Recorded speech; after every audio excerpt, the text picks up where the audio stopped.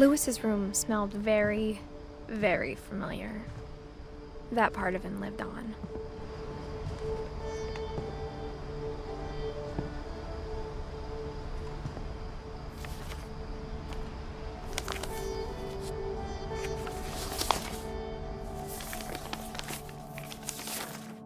Dear Mrs. Finch, as Lewis's psychiatrist, I can understand your desire for an explanation.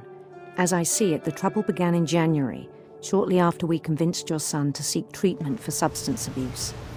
Newly sober, I believe Lewis first noticed the monotony of his daily life.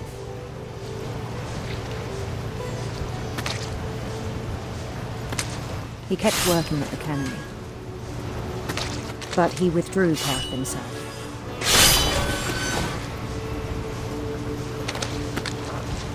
In our sessions, I saw the same behavior. His mind began to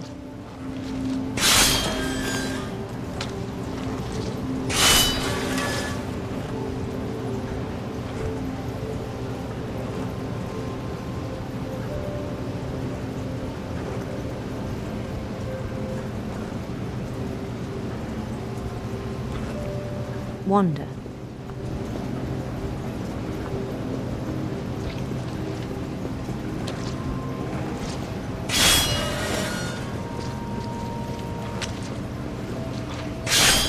I asked him to describe it. He said he started small, imagining a labyrinth.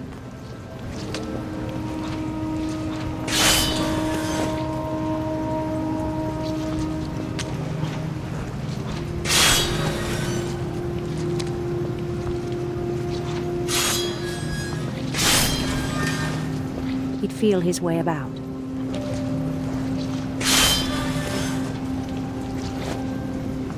Then something moved. Bats. And toads.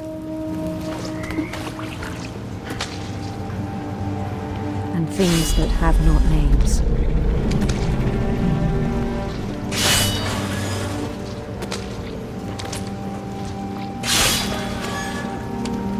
He knew it was all in his head.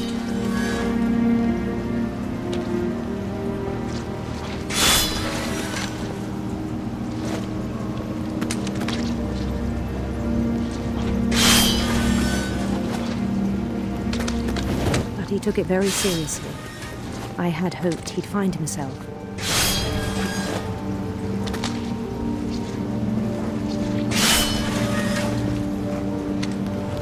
But he found something more.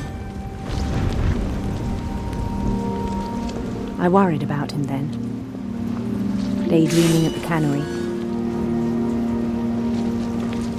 I spoke with his boss. But he said Lewis had become a model employee. Methodical, tireless, focused.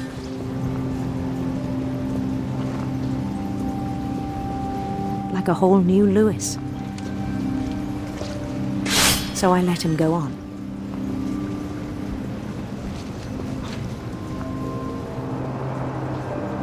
I even encouraged him.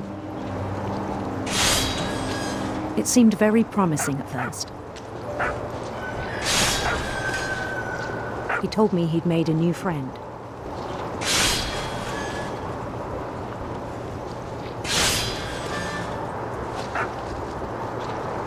On the edge of a city he named Lewis Topia. He built the city up slowly, brick by brick.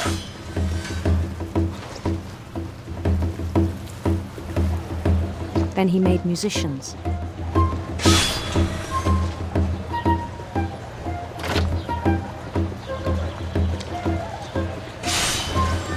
And songs for them to play.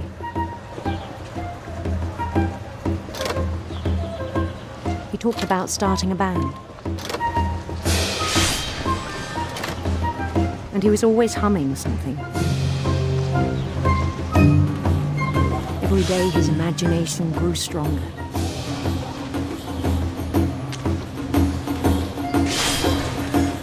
He no longer spoke at the cannery.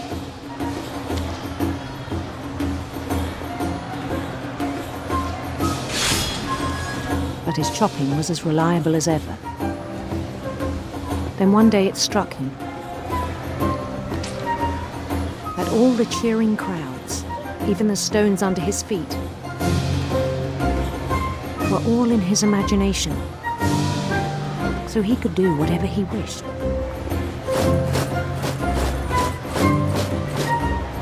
He held an election for mayor, and he won. They begged him to stay, but his mind was already wandering. It became a game for him.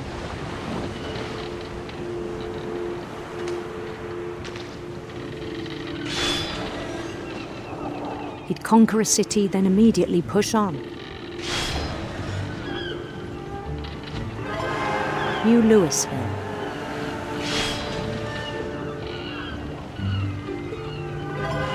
St. Louis. He started drifting away from our reality.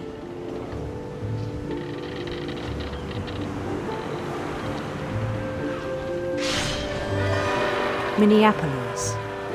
Until one day he forgot to go home from the cannery.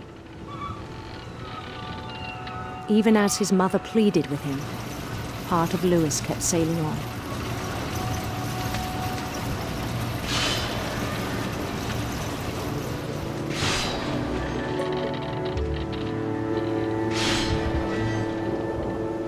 In Louisburg, he heard rumors of a handsome queen.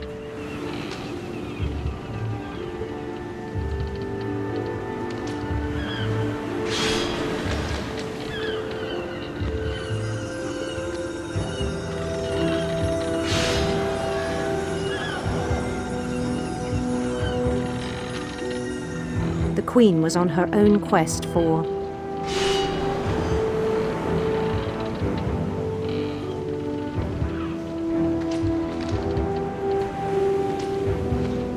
sinister serpents.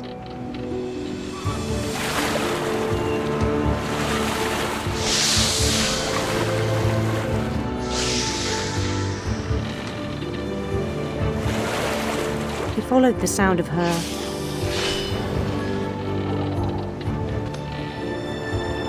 silver harp.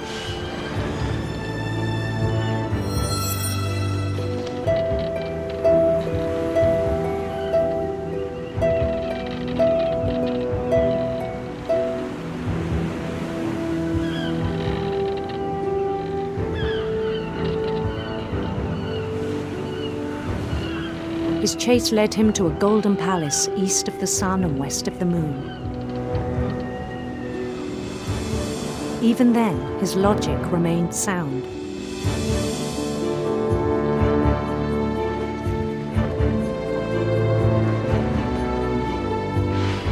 He knew the world was all in his imagination.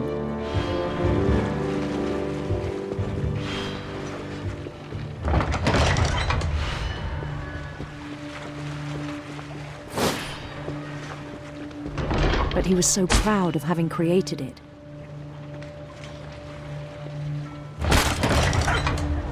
In his own eyes, he'd become something greater than a king.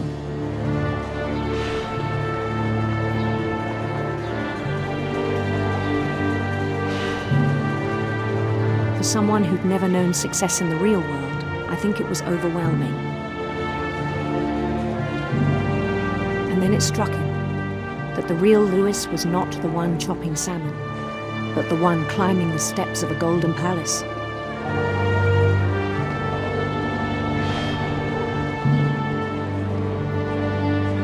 My imagination is as real as my body, he told me.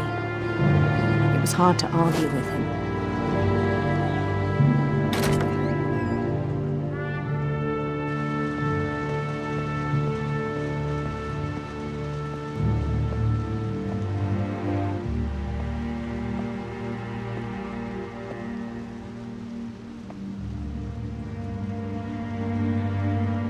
He began to forget the world we know.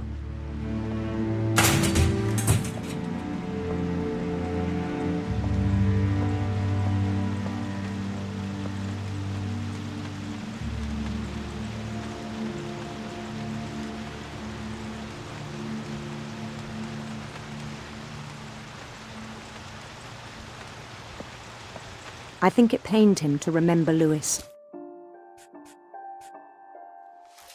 the cannery worker.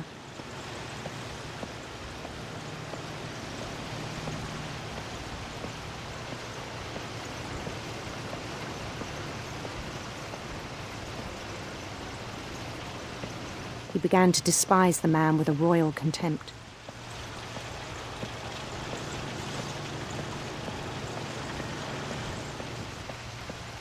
I still thought I could save him.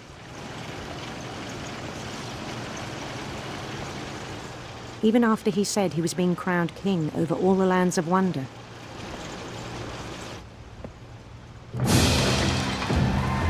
The palace would be packed with his companions.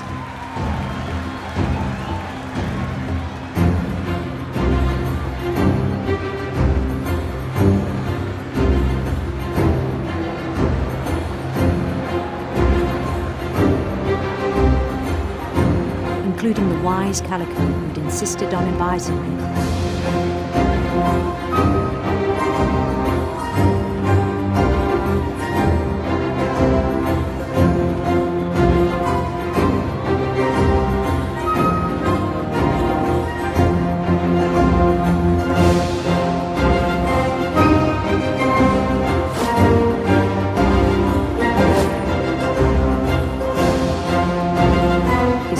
Waited, holding his crown.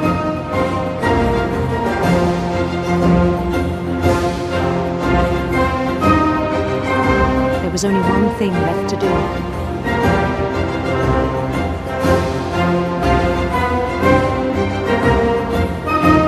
Bend down his head.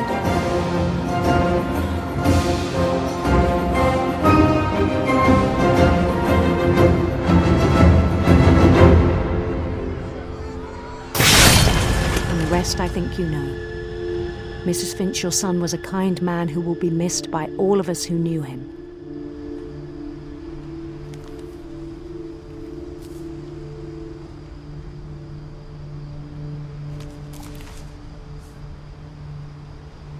My brother was really cool. I wish you could have met him.